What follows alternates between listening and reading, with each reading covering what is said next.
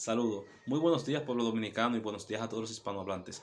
Bienvenidos a su segmento, Historia desde el Hogar. El tema que estaré tocando es un tema muy interesante sobre una de las tres grandes epopeyas en la historia de la República Dominicana, junto con la independencia en 1844 y junto con la Guerra de la Restauración en el 1863, y es sobre la Revolución de Abril. Tengo que decir dos cosas. Lo primero es que yo hice este tema pensando mucho en los jóvenes y adolescentes, niños, adolescentes que están cursando la primaria y la secundaria, para que en el caso de que tengan que hacer una tarea referente al tema de la Revolución de Abril, aprovechen unos datos que les voy a dar aquí y la hagan.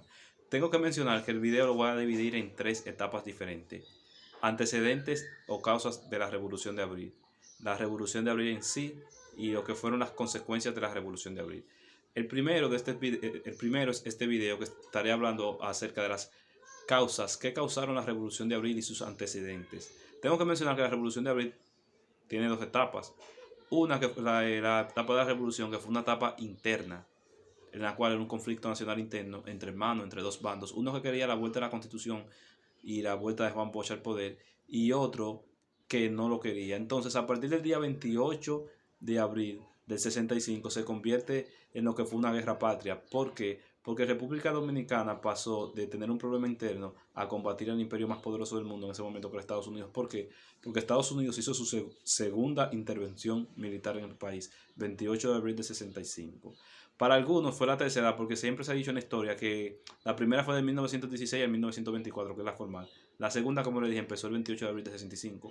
Hay una que no se menciona mucho porque fue corta, fue en el año de 1904, perdón, y estuvieron en lo que es ahora Santo Domingo Este, de manera breve, en lo que es Villa Duarte y parte de Mendoza. Pero ya ese es otro tema. Ahora vamos a hablar sobre los antecedentes de la Revolución de Abril. Para entender la Revolución de Abril tenemos que mencionar dos temas, mi gente. El primero es el gobierno de Juan Bosch y el segundo es el contexto internacional que se estaba viviendo en la época en ese momento. Si no analizamos esto no vamos a entender.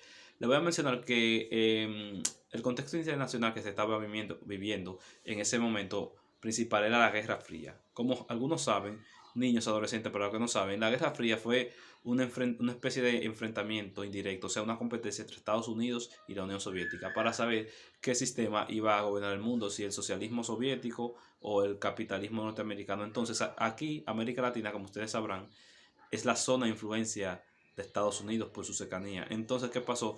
Todo gobierno en ese momento, en los años 60, que se pareciera un poco al comunismo, era o asesinado o le daban un golpe de Estado. Entonces, eso pasó con Juan Bosch. Hay que mencionar también que el punto más agrio de la Guerra Fría fue durante los años 60, donde los conflictos ideológicos se hicieron mucho más fuertes. Entonces, ¿qué pasó? Les voy a explicar. El día 20 de diciembre del año de 1962, anoten esta fecha, 20 de diciembre de 1962, se celebraron las primeras elecciones democráticas en el país después de más de 30 años de dictadura trujillista. El ganador de estas elecciones fue el profesor Juan Bosch, el cual había sido un destacado escritor en América Latina que había estado en el exilio en diferentes países. Gana las elecciones con un 60% de los votos. El día, entonces en esta fecha, niño, también, esta fecha es importante, 27 de febrero de 1963, Juan Bosch asume el poder en el país. ¿Qué fue lo que pasó con Juan Bosch, mi gente, niños, adolescentes? Juan Bosch emite una constitución, promulga una constitución que es muy avanzada para la época, es avanzada todavía y para la época era muy avanzada, la cual era supuestamente muy parecida a países, a las constituciones que habían en países comunistas de Europa del Este.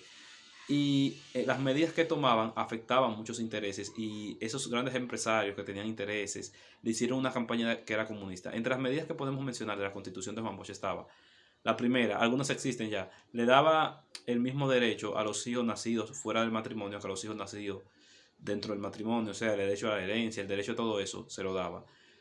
Otra medida muy importante fue que le ponía, o sea, obligaba a los empresarios a que cada año le dieran un 10% de ganancia a los obreros de las ganancias de las empresas. Otra cosa muy importante fue que prohibía el latifundio. El latifundio es una palabra que se refiere a la posesión excesiva de tierras. Otra cosa también importante fue, entre otras cosas que le trajo mucho problema, que promulgaba un Estado laico, o sea, separaba a la Iglesia Católica de la educación y separaba el Estado de la Iglesia, entre muchas otras medidas. Entonces, ¿qué pasó? Esos sectores a los que les afectó, como los militares de alto nivel, los empresarios estadounidenses, los empresarios dominicanos, la Iglesia Católica, le hicieron una especie de campaña sucia a Juan Bosch, de que Juan Bosch era comunista, de que si Juan Bosch seguía en el poder, la República Dominicana se iba a convertir en una segunda Cuba. Que hay que mencionar, mi gente, que para el año de 1963, hacía apenas 4 años que había triunfado la Revolución Cubana y hacía apenas 2 que la Revolución Cubana había declarado su carácter socialista. Entonces, ¿qué pasa? Estados Unidos siempre calculaba que si, o sea, tenían la suposición que si Cuba, que es un país cercano a República Dominicana y culturalmente muy parecido, cayó en el comunismo, era muy posible de que República Dominicana cayera también. Y Estados Unidos, por asuntos de geopolítica, no podía permitir que República Dominicana cayera bajo la influencia soviética. Aparte de mi gente, que tengo que mencionarle, por asunto de geográfico también. Miren, si no saben, nuestra isla República Dominicana, la isla de Quisqueya, la española, como le dicen, incluyendo la parte con Haití también, está en un punto estratégico, ya que nosotros venimos estando en el centro del Caribe y de prácticamente toda América Latina. Entonces, para Estados Unidos, nuestra ubicación desde el punto de vista tanto económico, marítimo como militar es muy importante. Entonces, ellos no pueden permitir que ninguna otra potencia tome control de nuestra isla. Entonces, ¿qué pasó? Le hicieron una campaña, un mitin grandísimo a Juan Bosch diciendo que Juan Bosch era comunista, hasta que el día 25 de septiembre del año de 1963, Juan Bosch es derrocado, le dan un golpe de estado a los militares y lo sacan, lo mandan al exilio a Puerto Rico. Entonces, ¿qué es lo que pasa con esto, mi gente? Esa constitución de ese año de 1963 y el gobierno de Juan Bosch era un gobierno muy popular. El pueblo, la mayoría, quería a Juan Bosch. Cuando le dan el golpe de estado a Juan Bosch, asume el poder un triunvirato. Un triunvirato era un gobierno que estaba encabezado por 3 personas. Este triunvirato era un gobierno muy corrupto, hubo mucha corrupción, hubo mucha inflación, las cosas subían mucho. Aparte de que tengo que mencionar que el país en esa época era mucho, en términos económicos, era mucho más pobre. Entonces, estos cambios drásticos que afectaron a la población eran más difíciles de tolerar.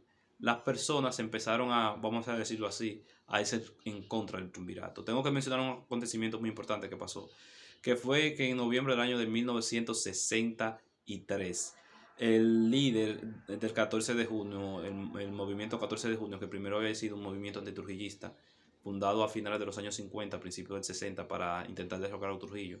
Su líder era Manolo Tavares Justo. Manolo Tavares Justo se alzó en las montañas en un intento de guerrilla para crear una especie de conmoción nacional y que la gente tomara conciencia para derrocar el triunvirato. Este movimiento guerrillero no triunfó y Manolo Tavares Justo fue asesinado el 21 de diciembre del año de 1963 en la Loma de las Manaclas. Tengo que mencionar, como sabrán algunos, que Manolo Tavares Justo era una figura muy popular en la República Dominicana, sobre todo entre la juventud de cierto nivel intelectual, y fue esposo de una de las hermanas Mirabal. Fue asesinado. Uno de los miembros del triunvirato, por este asesinato, renunció porque según él no dio la orden a que Manolo Tavares Justo fuera asesinado. ¿Qué pasó? Los problemas se siguieron intensificando, se fueron haciendo más, la situación se fue haciendo más caótica, más problemática. En el año de 1964 continuaban los problemas, en el 65 también.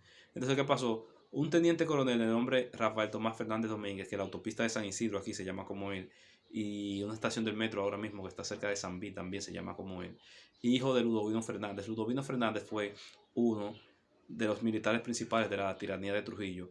Este jovencito, en esa época un jovencito de unos 28, 29 años, tuvo la idea de hablar con sus amigos militares, también de ciertos rangos, mayores, coroneles, de crear un movimiento, un movimiento militar, el cual Juan Bosch y la Constitución del 63 volvieran al poder. Él le comentaba a sus amigos que iba a ser la primera vez en la historia de no solamente de República Dominicana, sino de América, que los militares le iban a devolver al pueblo que al pueblo le quitaron. Pero ¿qué pasó? El gobierno, sus superiores, se dieron cuenta de las actividades conspirativas que tenían en contra de ellos y este fue enviado también al exilio, a Puerto Rico. Entonces, él le pidió a uno de sus amigos, al coronel, ese gran héroe nacional, ese quinto padre de la patria, el coronel Francisco Alberto Caamaño de Ño, le pidió que encabezara el movimiento a favor de la Constitución en lo que no estaba en el país. El coronel Camaño aceptó. Hay que mencionar que también el coronel Camaño era hijo de Fausto Camaño. Fausto Camaño había sido uno de los generales principales durante la tiranía trujillista. El coronel aceptó. El día 24 de abril del año de 1965 estalla la revolución, cuando 2 campamentos militares, uno que estaba en el oeste de la ciudad y otro en el este de la ciudad, se rebelan. ¿Qué pasó cuando se rebelan? Ese dirigente político destacado, José Francisco Peña Gómez, tenía un programa muy famoso de radio y él mandó al pueblo a que se tirara a las calles a apoyar a los militares rebeldes en contra del triunvirato y que querían que volviera la constitución del 63 y el profesor Juan Bosch al poder, y el pueblo lo apoya. A continuación, mi gente, voy a hacer la segunda parte del video para no hacer este tan largo, hablándoles sobre lo que fue el proceso de la Revolución de Abril, que más tarde se convirtió en una guerra patria. Pasen buenas, espero que el video les haya gustado y vean la otra parte del video, por favor.